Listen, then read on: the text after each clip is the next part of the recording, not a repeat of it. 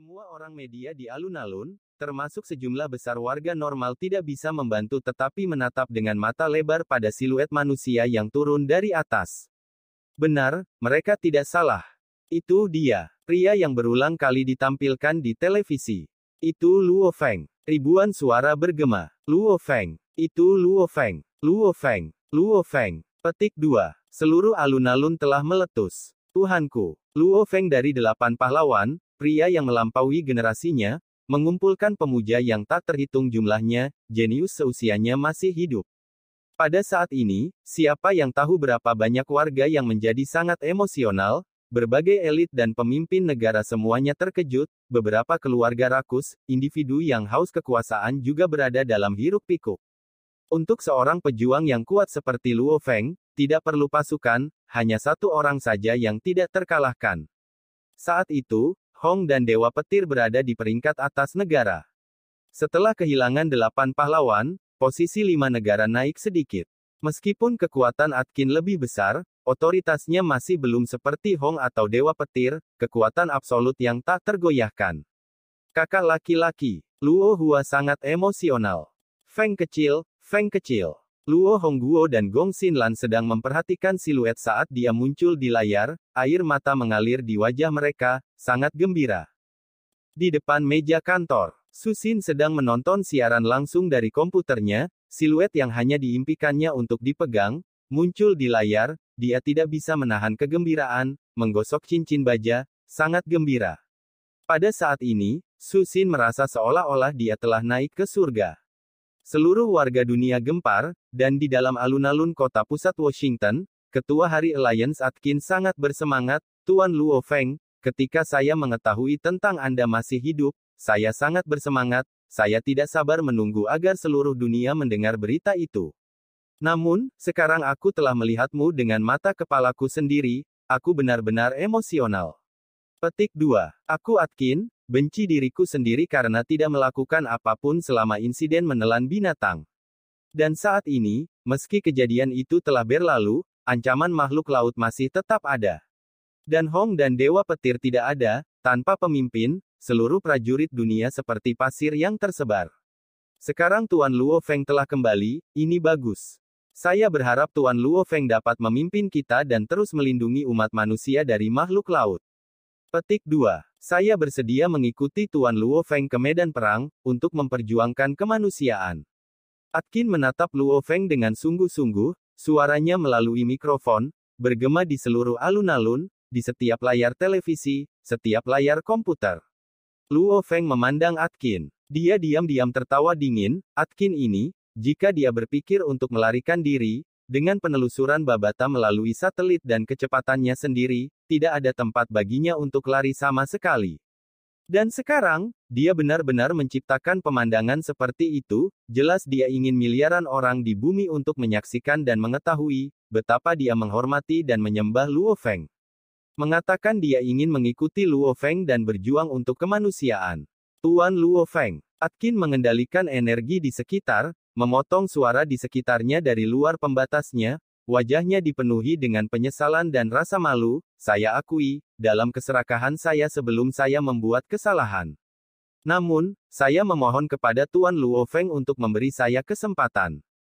Kristal Muya, roh alam yang diambil Sagoneru dari keluargamu, aku akan kembali.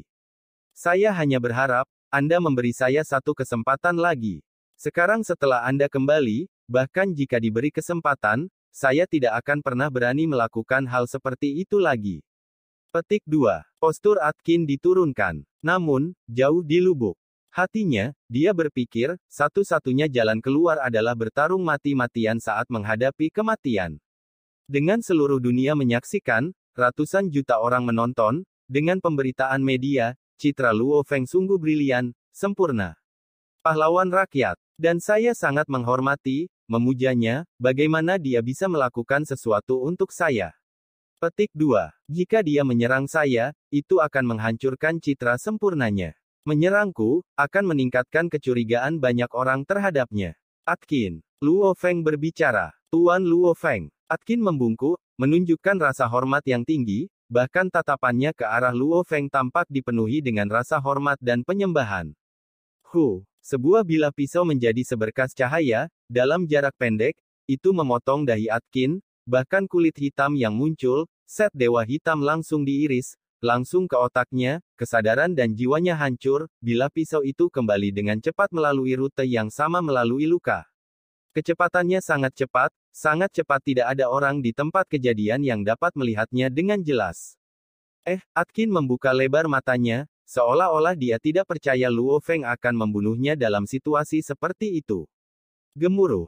Seluruh tubuhnya roboh di lantai, darah mengucur dari luka di keningnya. Dia terbunuh. Dia meninggal. Kekacauan meletus di alun-alun, televisi dan siaran internet di seluruh dunia telah menangkap semuanya, warga yang tak terhitung jumlahnya di mana-mana terkejut, siaran memundurkan rekaman dan memperlambat adegan, sebagian besar televisi memiliki batasan seberapa banyak mereka dapat memperlambatnya, 100 kali, mereka hampir tidak bisa melihat bayangan pedang yang menembus kepala Gold Arthur dan dengan cepat kembali. Tuan Luo Feng, mengapa Anda membunuh Ketua Atkin? Para wartawan mengatakan setelah dengan cepat mengkonfirmasi pembunuhnya setelah menonton video yang diperlambat. Tuan Luo Feng, apakah Tuan Luo Feng? Bagaimana ini bisa terjadi? Jika bukan Tuan Luo Feng, siapa lagi yang bisa dengan mudah membunuh Ketua Atki? Plaza itu berantakan. Tuan Luo Feng, jelaskan mengapa Anda membunuhnya. Seorang reporter wanita berambut pirang sepertinya tidak percaya bahwa pahlawan yang dia sembah mampu melakukan tindakan seperti itu. Tatapan dingin Luo Feng mengamati sekelilingnya. Aura rohnya yang tak berbentuk memberi tekanan pada semua orang, menyebabkan semua orang terdiam. Dia, Luo Feng menatap tubuh Atkin, adalah sampah, dan pantas mati.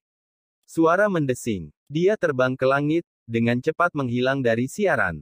Kelompok wartawan tercengang, sebelum melompat ke akal sehat mereka. Pemirsa dan teman-teman di depan televisi Anda, Tuan Luo Feng tiba-tiba membunuh Ketua Aliansi Hari Atkin, setelah itu, dia hanya berkata, dia sampah, dan dia pantas mati, tidak ada penjelasan rinci. Mengenai spesifik situasinya, stasiun ini akan menyelidiki dan melaporkan. Kata seorang wanita cantik berambut pirang ke arah kamera. Ya Tuhan, sungguh, Anda tidak salah, Tuan Luo Feng baru saja membunuh Atkin. Dia hanya mengatakan, sampah, dia pantas mati. Sementara tindakan Tuan Luo Feng adalah kekerasan, namun, saya, Blackjack, adalah pendukung setia Tuan Luo Feng yang tidak pernah mati, saya yakin, Atkin pasti telah melakukan tindakan yang sangat tercela. Detailnya masih rahasia besar tapi Blackjack pasti akan membocorkannya untuk semua orang. Petik 2. Sejak Luo Feng menghilang dari layar, berbagai stasiun televisi atau situs web semuanya mulai memperdebatkan detail kejadian. Luo Feng menginjak pesawat ulang-alik yang melonjak dan terbang tinggi di langit. Meneliti lautan tak berujung, senyum langka muncul di wajahnya. Kamu masih punya mood untuk tersenyum. Luo Feng, Anda baru saja membunuh Atkin, itu telah menghancurkan citra. Sempurna Anda. Anda harus tahu, sebagai pahlawan, seorang pria yang dikenal sebagai jenius yang tak tertandingi, di antara manusia di bumi, 100% dari semua diskusi di internet semuanya berpihak pada Anda, mereka menyembah Anda. Citra Anda sangat sempurna. Sekarang, semuanya hilang. Sayang sekali, kata Babata. Sempurna. Saya tidak pernah sempurna. Petik 2. Luo Feng tersenyum acuh tak acuh, dan aku tidak pernah berpikir untuk menjadi orang yang sempurna, siapapun yang pantas mati, aku akan membunuhnya. Babata hanya bisa berpikir, pemilikan kembali Luo Feng ini pasti telah dipengaruhi oleh binatang bertanduk emas, kebrutalan dan niat membunuhnya jauh lebih besar dari sebelumnya. Namun, aku menyukainya. Petik 2. Teriknya terik matahari bulan Juni, tidak ada efek atau cara apapun untuk menghilangkan gairah manusia. Kota Yangzhou, distrik Mingyue, banyak warga berkumpul di sini, kepala mereka semua terangkat saat mereka menunggu penampilan Luo Feng. Bahkan komunitas Mingyue semua bersemangat dan menunggu kembalinya Luo Feng. Mungkin di negara lain, ada orang yang curiga dengan pembunuhan Atkin oleh Luo Feng. Namun, sebagai kebanggaan Tiongkok, Luo Feng tidak dapat disangkal dan tegak, hampir semua orang berdiri di sisinya. Luo Feng, seorang pemuda yang melihat melalui teropong berteriak. Segera, warga yang tak terhitung jumlahnya yang telah menyumbat distrik, bahkan sampai beberapa orang berdiri di atas mobil, mereka semua bersorak-sorai. Sebuah siluet terbang dengan cepat, mendarat di rerumputan di distrik Mingyue. Luo Feng melirik ke arah distrik, tersenyum, sebelum langsung menuju ke rumahnya. Senyuman ini menyebabkan banyak penyembah bersorak kegirangan. Di depan pintu rumahnya, ayahnya Luo Hongguo, ibu Gong Xinlan, istri Susin, adik laki-laki Luo Hua semuanya hadir, termasuk anak kembar yang sekarang sudah bisa berdiri. Luo Feng berjalan selangkah demi selangkah. Mata keluarganya basah dan robek. Panggil ayahmu, Susin memegang tangan kedua anak yang sangat mirip. Keduanya menoleh dan membuka mulut, ayah, ayah, ayah. Luo Feng sangat bersemangat dan emosional hingga dia menangis. Sejak kembalinya Luo Feng pada bulan Juni, arus bawah yang kejam di seluruh dunia tiba-tiba berhenti, keluarga yang tamak tidak bergerak. Thunder Dojo dan Dojo of Limits kembali ke aktivitas semula, seluruh dunia tampaknya, untuk sekejap, menjadi sangat bersatu, tidak ada yang berani mengganggu kedamaian itu. Ini adalah pengaruh Luo Feng. Ketika Luo Feng kembali ke rumah, dia pertama kali pergi untuk memberi penghormatan kepada 5 teman baik yang mengorbankan diri mereka, Mo Henderson, Isburne, Tripati Singh, Jia Yi dan Solokov. Kemudian, dia pergi ke markas Dojo of Limits, mengunjungi Hong dan Dewa Petir yang masih koma.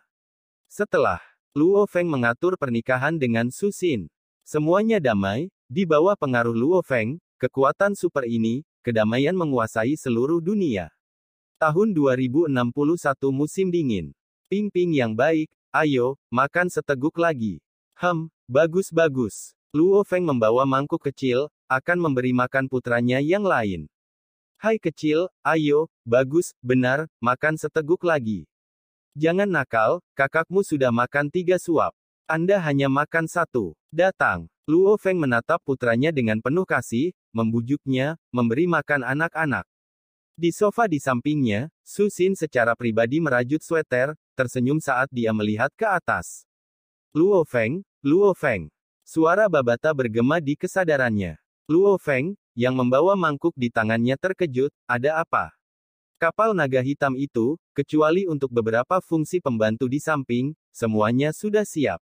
Meskipun masih tidak bisa melakukan perjalanan melalui alam semesta, tapi, setidaknya bisa mencapai kecepatan sub-cahaya, 100.000 km per detik. Petik 2. Babata berkata, di ruang penyimpanan saya sekarang, saya sedang memperbaiki sistem fungsi bantuan. Tetapi kapal naga hitam itu sendiri sudah siap untuk digunakan. Bukankah kamu bilang, logam yang terkumpul di bumi terlalu sedikit, tidak ada cara untuk terlibat dalam pelatihan binatang bertanduk emas, terutama Dewa Dunia, tidak ada cara untuk berlatih sama sekali. Dengan kapal Gunung Naga Hitam, meski belum bisa mencapai kecepatan cahaya, dalam waktu 1 jam, kapal bisa mencapai Mars, kamu benar-benar bisa sarapan pagi, pergi ke Mars, kembali di malam hari dan makan malam, kata Babata. Dengan penjelasan seperti itu, Luo Feng sangat ingin pergi. Malam itu, Luo Feng memberitahu keluarganya. Tahun 2061, tanggal 3 Desember pagi. Setelah keluarga sarapan bersama, Su Xin pergi ke kantornya. Luo Feng memberitahu keluarganya, ayah, ibu, saya tidak akan berada di sini sampai sore hari, saya akan kembali pada malam hari untuk makan malam. Ping Ping, hai kecil, dengarkan kakek nenekmu di rumah, dia membungkuk untuk mengucapkan selamat tinggal pada kedua putranya, meninggalkan rumah. Tubuhnya menjadi kabur di dalam halaman sebelum menghilang sama sekali. Tinggi di langit, Luo Feng terbang cepat di udara, melewati awan, terus menuju lebih tinggi, matahari di atas awan semakin menyilaukan. Dalam satu tarikan napas, dia terbang ke ketinggian 8.000 meter di atas permukaan laut, melayang di udara.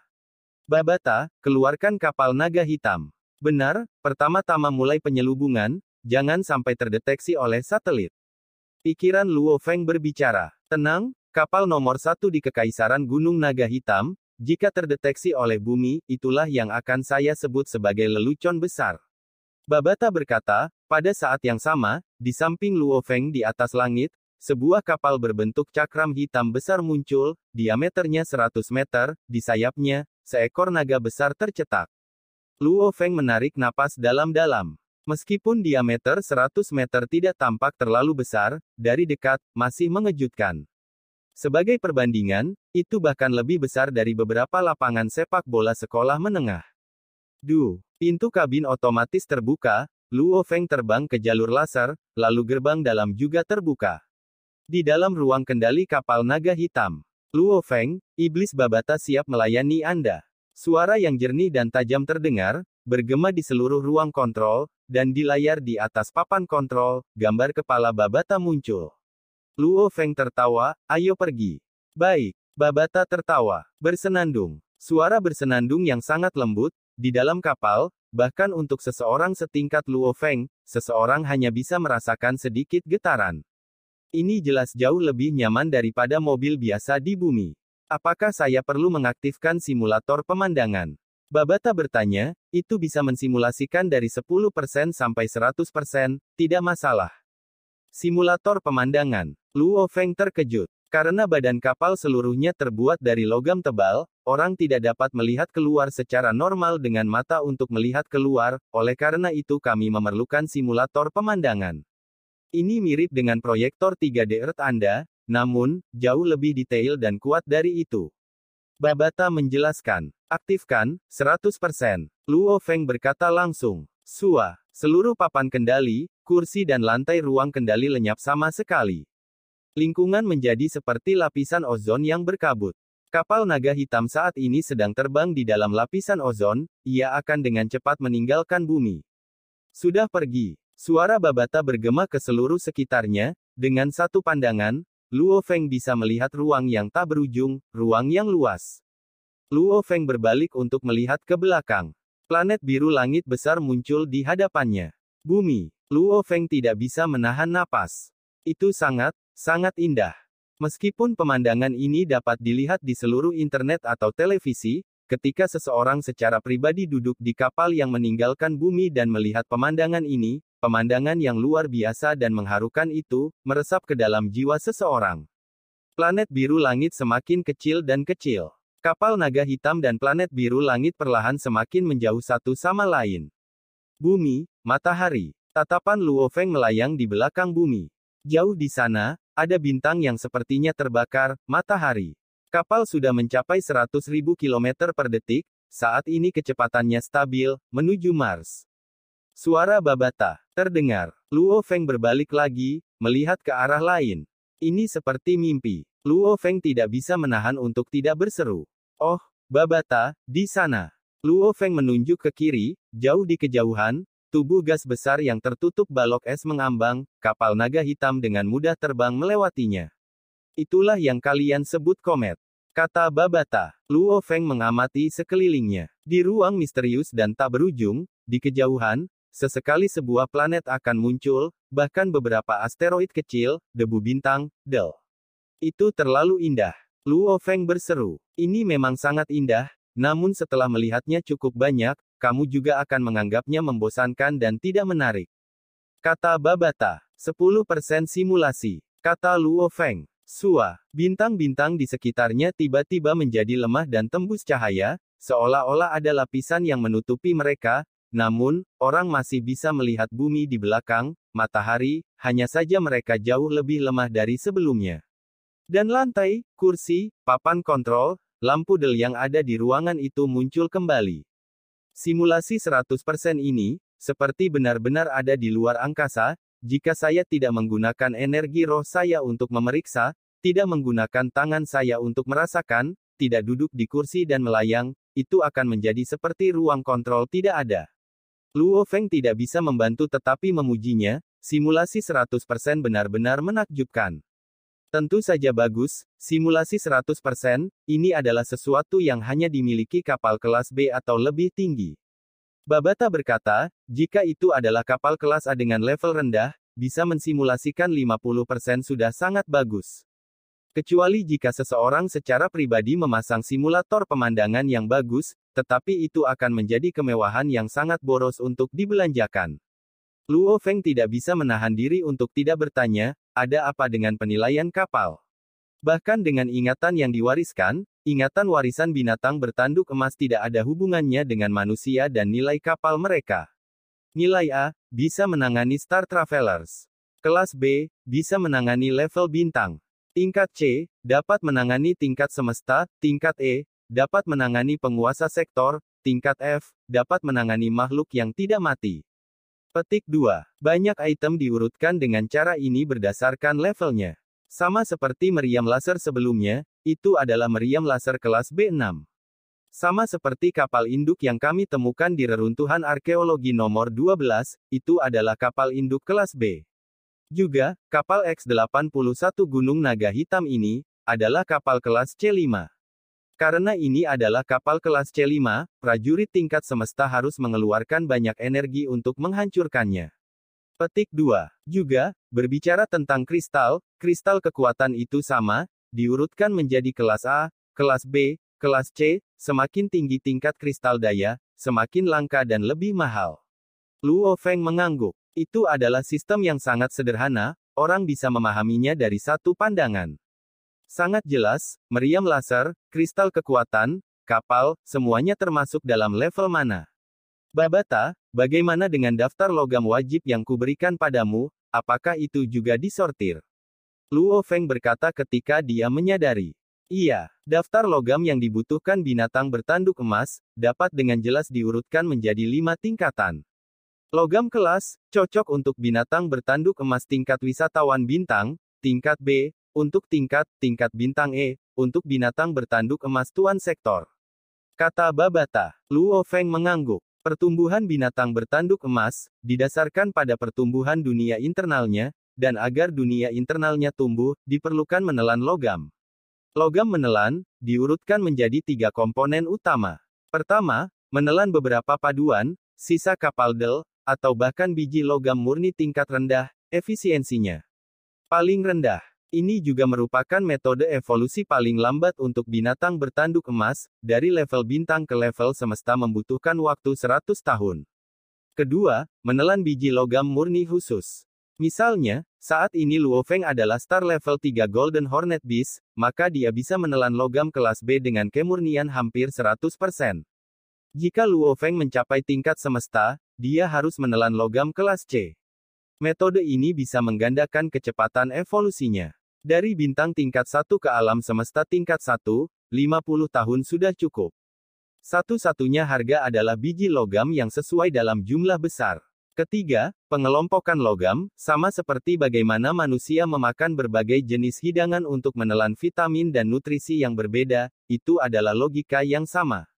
Menelan campuran logam yang berbeda dapat menciptakan keajaiban bagi pertumbuhan internal dunia. Kecepatan evolusi bisa 2 kali lipat atau bahkan dipercepat hingga 10 kali lipat atau lebih. Untuk binatang bertanduk emas level bintang, pengelompokan logam paling optimal, adalah biji logam dengan kemurnian 100% kelas B325B. Selain itu, 325 biji logam murni ini, harus tepat porsinya. Dengan begitu, hanya dengan satu telan, pengganda evolusi akan dinaikkan menjadi 89 kali. Saat ini di bumi, tidak ada apapun selain logam normal atau mentah, bahkan yang kalian sebut emas tidak lain adalah logam kelas A3. Bahkan apa yang kalian semua temukan di bulan, logam emas biru itu, hanyalah logam kelas A6. Babata berkata, sama sekali tidak ada logam kelas B. Luo Feng mengangguk. Ini juga alasan menelan pangkalan binatang bertanduk emas, ketika pertama kali mencapai tingkat bintang 1, ia tidak dapat menemukan logam kelas B, jadi secara acak memakan beberapa logam normal. Sisa kapal dan logam, kategori logam ini memiliki efisiensi terendah, tidak ada bedanya dengan memakan logam biasa, mungkin hanya volumenya sedikit lebih kecil. Evolusi binatang bertanduk emas, dengan mengandalkan pengelompokan logam, adalah cara tercepat.